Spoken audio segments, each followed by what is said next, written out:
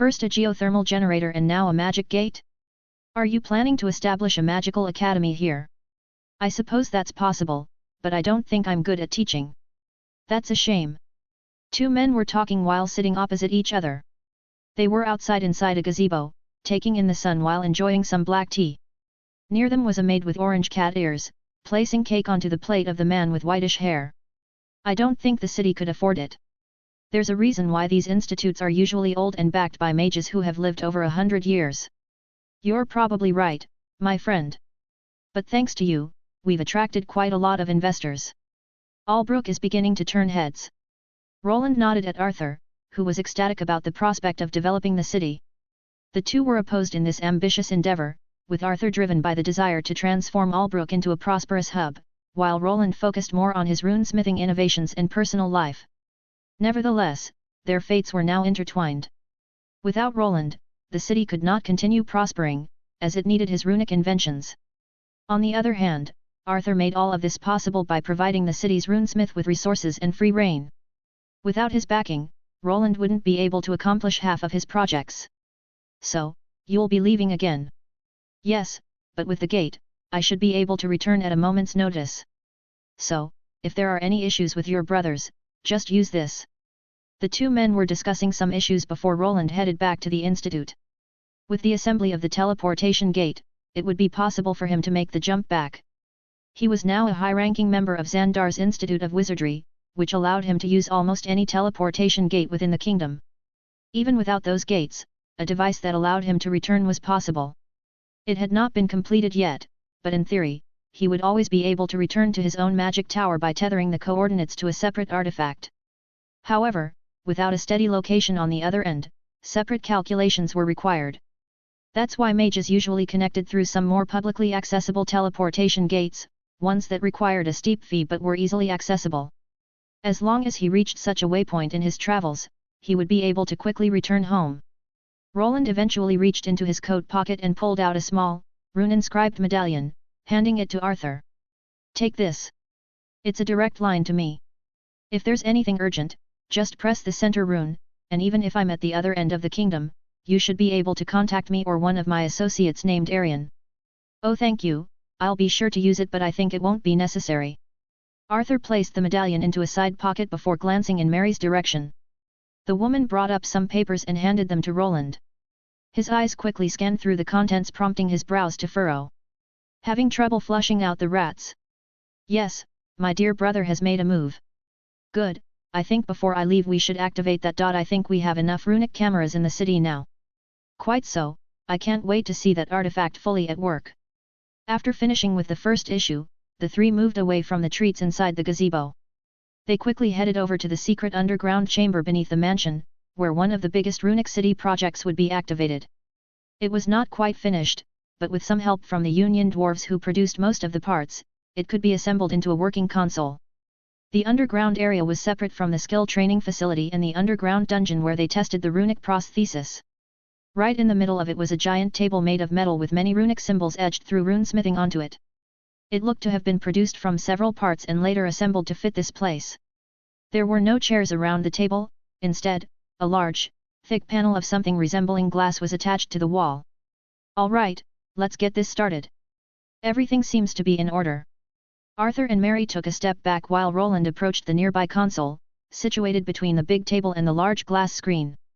As he placed his hand on it, various runes began to glisten, and he was greeted by a welcome screen resembling something from old-day computers. The interface was quite basic and lacked any graphics, but eventually, after it finished loading, he was able to enter a few prompts. Below the console were letters representing the alphabet in a fashion similar to keyboards from his world. After a few inputs, the large table started buzzing with energy. Arthur and Mary stood to the side, watching with anticipation as blue lights began flickering atop the table. A rectangular-shaped area appeared above it and was divided into several smaller squares, each one dividing the area into smaller zones. If someone leaned in closer, they would notice that this table had the current Albrook map on top of it, with a hologram projection on top. Fascinating, I didn't know magic could be used in such a way. I suppose not many put that much detail into monitoring a whole city. Now, if you forget something, consult the guidebooks. Roland had provided Arthur with a detailed manual about using this new device. Arthur, along with the maids and his personal knights, would have access to this area, which represented the entire city. Roland had hoped to turn the entire map into a working hologram, but for now, it would remain a collection of squares and dots. Once he had cleared up everything at the institute and got things in order with his family, he planned to reconstruct this into something more functional. "Can I try it out?" Arthur asked, and Roland replied while nodding, his tone rather casual as within this place they were equals. "Sure, go ahead." The young lord smiled and approached the map. He had read the instructions and began typing on the keyboard. Roland peeked over his shoulder to ensure he was applying everything correctly. Although people in this world had never interacted with anything similar to computers, Arthur was doing rather well. However, his typing form started bothering Roland immensely, as Arthur continued to poke at the keys with one finger instead of using both hands.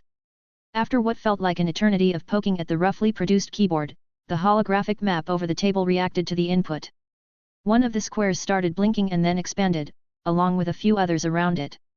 The enlarged squares revealed more dots inside, which moved every so often.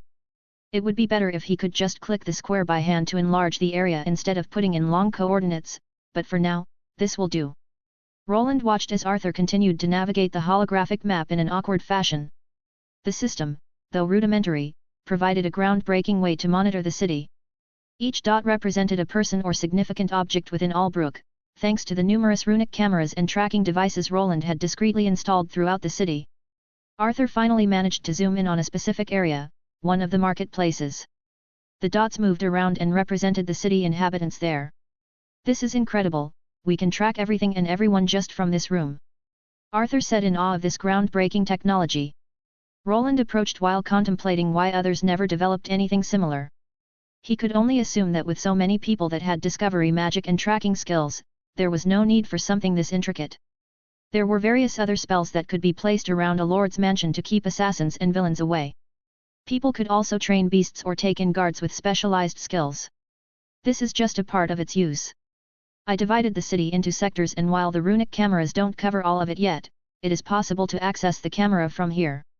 He explained while bringing up a direct visual feed up to the marketplace that Arthur had highlighted. The holographic projection didn't change as the camera image was produced on the large screen that was in the room with them. There was no sound, but they could clearly see all the people that were in the marketplace moving around. While the camera quality wasn't too great, it would be enough for what they needed. "Remarkable, you have truly outdone yourself with this. What do you call this new invention?" "Name? I guess, we could go with Big Brother." "Big Brother? Ah, I think I understand, quite the naming sense as always, my friend." This system monitored the entire city, and while it currently lacked storage capacity, in the future it would be able to record everyone's activities. If a crime occurred, they would be able to access the databank to determine if the accused person was actually there and look up a camera snapshot to assist their guards. For now, there was no facility capable of such a thing, and none of the footage here was being stored. It lacks a lot of functionality for now, but it should help us with Theodore's men. The primary reason for creating this system was to identify where the spies of the other brothers were hiding. Once they passed through the checkpoints in the city and their status was read into the system, they would be tagged. When tagged, their dots would appear with a reddish tint on the hologram map, allowing their movements to be tracked without their knowledge. There was a possibility they would eventually notice something was off, but without a magician among them, it would be hard for them to counter or detect the monopattern tracking devices Roland had created. Roland tapped a few more keys, pulling up the current locations of individuals flagged as potential threats. Little red dots appeared on the map, scattered around various parts of Albrook. Each one represented a spy or an agent associated with Theodore or that were in possession of similar status hiding accessories the Raven member they captured used. "Don't worry, Lord Arthur, I'll have these people investigated, immediately. I'll leave it up to you then, Mary, but as Roland mentioned before, they might not be Theodore's men. I'm sure some people just prefer for their status screen to be hidden. We can't assume that everyone is after me, now can we?" "I understand, Lord Arthur, but we have to be careful." Roland watched as Arthur and Mary discussed the issue of the potential threat. His system wasn't perfect and this was its first real iteration. Once he was back, he would examine the data it produced. Sebastian, his artificial spirit, was connected to this area and would be monitoring everything in his absence. With this, he could leave with a clear conscience as he wasn't sure if he would be returning as quickly as he wanted. I need to leave then, if there is any trouble. No need to worry my friend, you've already done enough. I see, well then, I'll excuse myself. Thank you, Roland. Your work here is invaluable. We'll make sure to put it to good use and safe travels. Arthur turned back to the display as it was hard to ignore the brand new toy before his eyes. Roland wasn't sure if leaving such a device in this noble's hands was the best idea, but Arthur or any other craftsman would be unable to recreate this system. He was sure to put in safety measures that would cause the runic components to overcharge if they were just directly copied. Without something like Sebastian connected to the monitoring system, it would just go up in flames. After their discussion concluded, Roland bid farewell to Arthur and Mary. With a nod of gratitude, he left them to manage the city's affairs while he finished up his private matters. He wished nothing more to remain in the city and continue tinkering on all the runic systems, but his sister was still in potential danger. His brother Robert had not been found and he had a bad feeling about his situation. Usually, things started going badly when he started to relax, and there was still the issue with the institute leader. What does that woman want from me? Yavana Arvandus, a Tier 4 class holder, had shown interest in him for some reason. People of this caliber were considered honorary nobility, even if they had no title. They were feared by everyone, as even a large group of Tier 3 class holders would usually have no chance of winning in a fair confrontation. Such a person was above him, and he did not wish to return to her lair where she held even more power. The spell she used to save him from the strange witch lady also bothered him, making him paranoid. There was a possibility that she could reach him from anywhere and already knew more about his origins than she was letting on. I probably won't be able to figure out what such an old magus is plotting. I might just be something she wants to entertain herself with. There were magical means to prolong one's life that could even surpass a high vitality stat, which usually just doubled one's age. Roland, who was 22, could look forward to living to around 150 with his current constitution, and even more if he wished. However, with long age didn't always come wisdom, and people who were around 200 years old often started to get bored or even went crazy. It was possible that the Tier 4 mage just saw him as an interesting toy to amuse herself with. Roland's mind was heavy with thoughts as he walked back to his private quarters. Before heading out, he made one final stop at his workshop to get everything ready. Everything had barely gone according to plan, and he managed to create a sleeker suit of armor along with a few exterior attachments. His firepower had been fully restored, and with the help of the Union, even his golems would be there to assist him. Are you really going to be back faster this time around? I hope so. With the gate, I should be able to return home whenever I want. Come to think of it. What is it? Did you ever want to visit any places in the kingdom? When was the last time you had a vacation? A vacation? I'm not sure if I've ever had one. After a full day of planning, Roland and his wife turned in for the night. The two had some time for each other, an occurrence that had been happening less often lately due to both of their work ethics. He was either stuck in his workshop for the whole day or had to contend with the city expansion and his job as Knight Commander. Elydia spent half the day at the shop and then took care of the orphans for the rest. Only at night did things wind down, and they were finally able to have some personal time. I see. Maybe once this is over, we could take a break. A break? Are you sure you are my husband? Elydia chuckled. What is that supposed to mean? Roland playfully furrowed his brows at Elydia, who was now laughing softly. It was a rare sound, one he cherished dearly. The stresses of their responsibilities often left little room for such moments of joy. Just that you never seem to stop working. A vacation sounds wonderful, though. Maybe we could take the children somewhere too. They've never seen the ocean and there aren't any close-by lakes either. The ocean? Hey. Roland contemplated the idea. While he would prefer some alone time with his wife, having the kids play near the water would probably be a sight for sore eyes. That sounds like a good plan. But I was thinking about something more interesting. With the new transferal gate we'd even be able to reach the capital in a matter of moments. Transferal gate? Are those safe? I've heard tales of people being stuck in walls or underground. Those are just accidents from before the magic was perfected, I assure you, it's quite safe. I don't know. What if something happened? It didn't seem that his wife was too keen on seeing the kids travel through teleportation gates. People in this world were naturally superstitious and wary of anything concerning magic. Perhaps instead, he would need to fashion a larger wheeled vehicle to get them to the nearby ocean. He had once created a rudimentary bike when he was a Tier 2 class holder, so it would be quite easy. Very well, once everything is settled, we'll make it happen and visit the ocean. Elydia leaned into him, resting her head on his shoulder. I'll hold you to that. As the night deepened, they drifted into a comfortable silence, each lost in thoughts of future possibilities. Roland's mind, however, couldn't entirely escape the weight of the upcoming challenges and visit to the institute that held potential dangers. The moon hung low in the night sky, casting an eerie glow over the dense forest. Two people both dressed in dark attire, sprinted through the underbrush, their breaths ragged and hearts pounding. Behind them, the sound of snapping twigs and distant shouts echoed through the trees. It was accompanied by howls of trained hounds that were quickly closing in. The duo glanced at each other, their eyes filled with concern. We need to keep moving. The woman urged, her voice barely above a whisper. They're getting closer. The man nodded, his hand pressed tightly into her as he pulled her forward. However, the sounds of their pursuers only grew louder and it became clear that something needed to be done. I know, but we can't keep this pace up forever. We need to find a place to hide, they are trying to surround us. They pushed forward, the forest closing in around them like a living entity. Every shadow seemed to conceal a threat and every rustle of leaves was a prelude to capture. Their minds raced as they frantically searched for any possible hiding spot. There! We can hide there! The woman exclaimed, pointing to a partially exposed area surrounded by thick vines. At first glance, it didn't seem like a good place to conceal both of them. There was a small ditch they could fit in but their bodies would probably be discovered. The plants were dense but not enough to avoid being discovered by tracking hounds. However, the man just nodded at the woman's proposal and lowered himself into this small hole.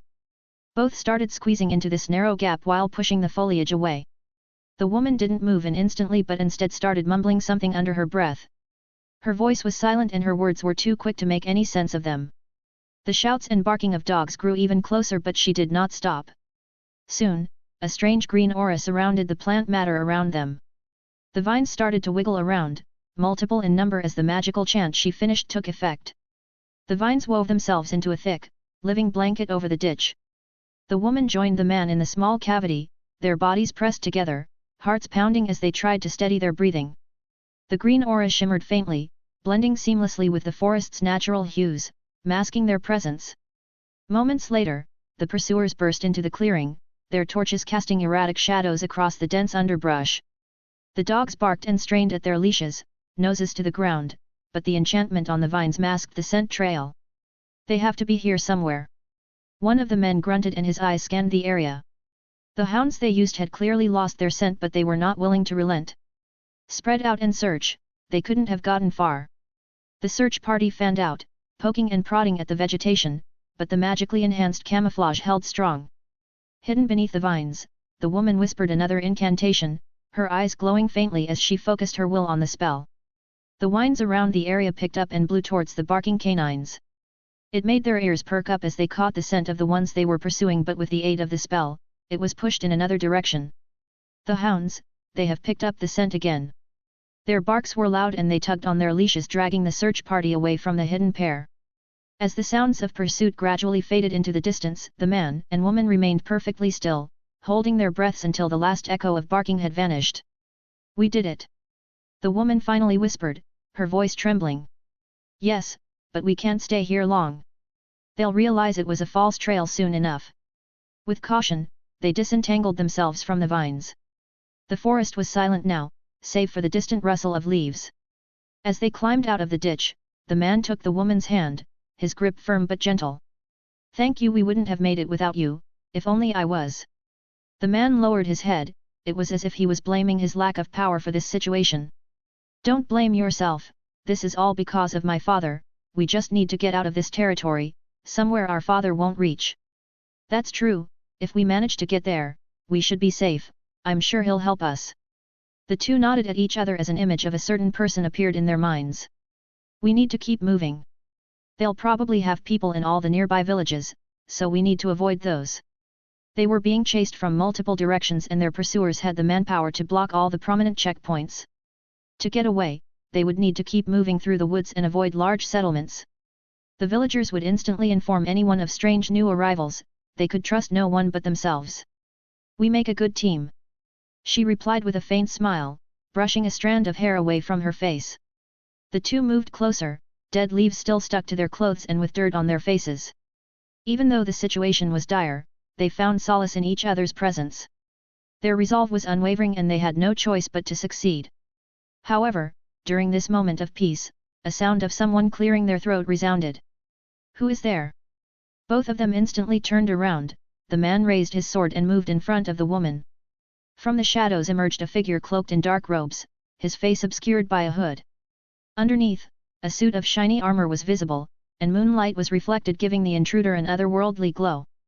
The pair tensed, readying for a fight, but the figure raised a hand in a gesture of peace. "Young lady, don't you think that this has gone on for long enough? Please return home, your father is worried." The figure's voice was calm and resonant, echoing through the stillness of the forest. The woman's eyes widened in surprise and her grip on the man's arm tightened. It was apparent that she knew who this individual was and her body shook in fear. "Why would the Grand Commander be here?" "Your father was worried, so he has given me a task to bring his daughter home safely. Come now, there's no need for further resistance. Let us put an end to this foolery." They started backing away but soon, the man that was trying to protect the woman buckled under pressure.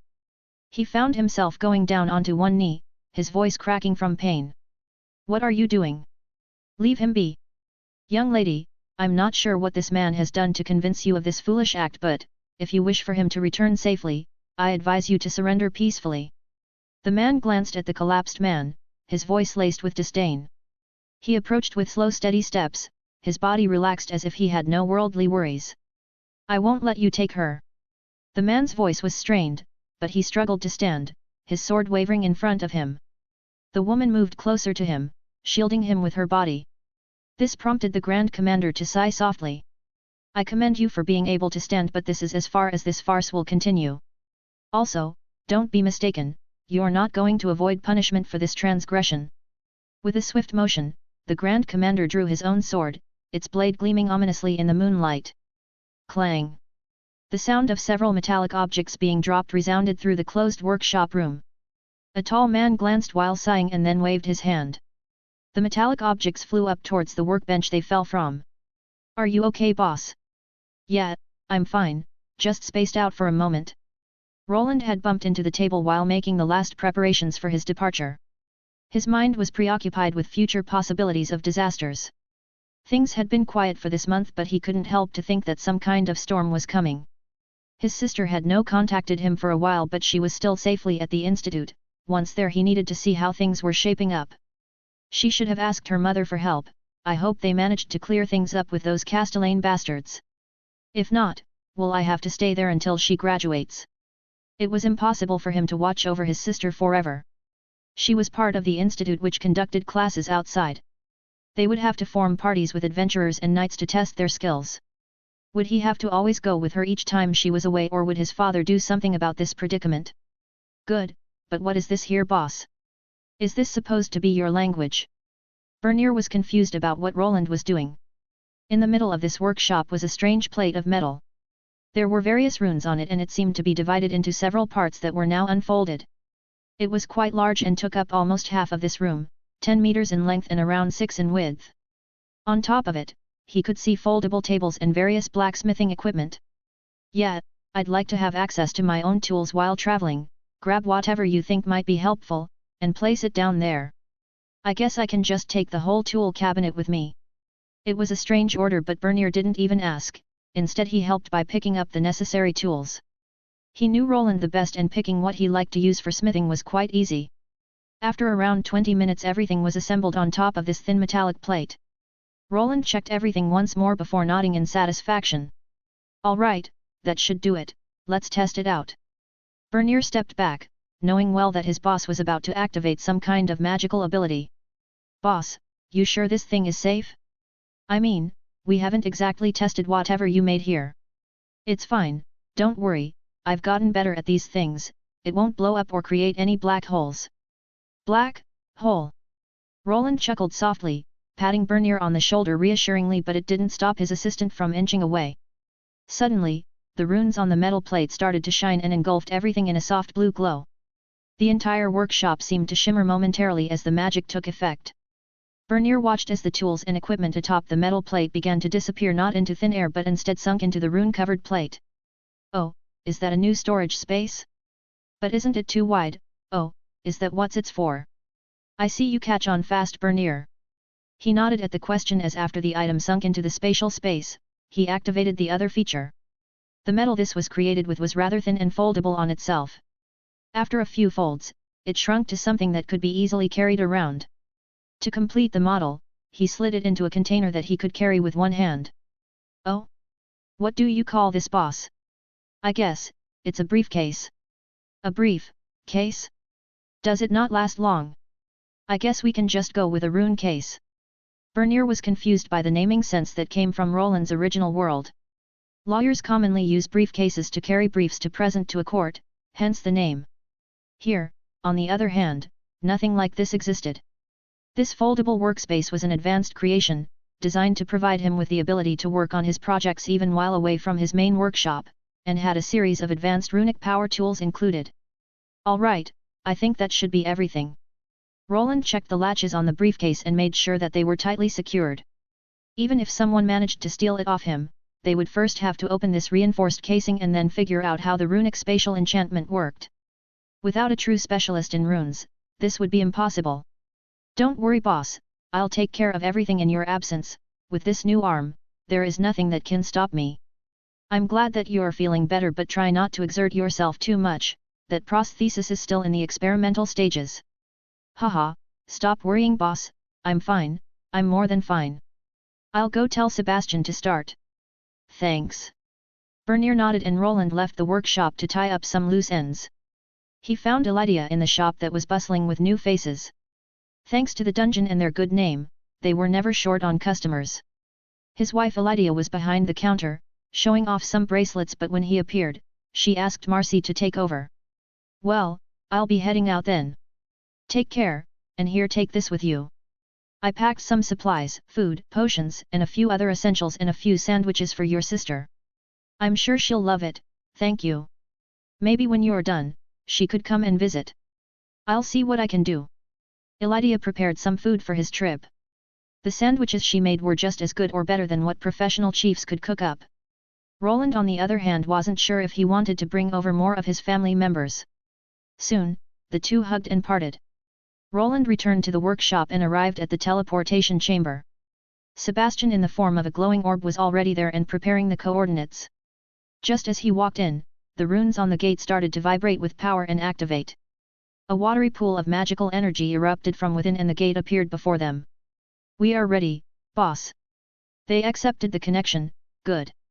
For the gate to activate, the people on the other side had to allow it. During a transfer, people sent in a hidden key that could establish such a connection. In Roland's case, as the principal's right-hand man, he had special permission to travel back and forth. No one besides the institute's leader had the authority to stop him, not even the vice-principal or the other professors. With a final nod to Bernier, he stepped towards the teleportation gate. The journey through the gate was disorienting, as always. Roland felt a brief moment of weightlessness before his feet touched solid ground again. He found himself standing inside a mage tower inside the Xandar's Institute of Wizardry. The man that previously sent him off was there as well, along with Arian, who was floating in his direction. Welcome back, my friend. I suppose, I'm back. Arian seemed rather cheerful to see him here and instantly started talking about things that happened in his absence. He mostly focused on how his classes had grown in popularity with the students. Using runic blocks to create new spells was quite ingenious. Those youngsters can't get enough of them. My classes have quadrupled in number, and did you know what happened? No, what happened? Roland attempted to hide his disinterest in the topic. He did not really care about how the classes were. What he was concerned with was his sister, the principal, and how he could get out of here to continue his research. His technology was brand new and he wished to produce more prototypes. They started asking me questions. They never asked me any questions before. Questions? I see, that's great. He attempted to appear attentive and his cat friend didn't notice his disinterest as he was in his own little world. Luckily, the principal wasn't anywhere to order him around and the two were able to return to the runic department. Many students greeted them on the way and parted ways the moment they saw his robed form. His armor was sleeker than before and covered by his magical robe, but they could tell that the full mithril enforcer was back. Maybe everything will be fine this time around, yet. Then just as he was about to open the door to the runic department, he noticed someone rushing his way. It was a young girl with golden hair that he was familiar with. She seemed out of breath and in distress.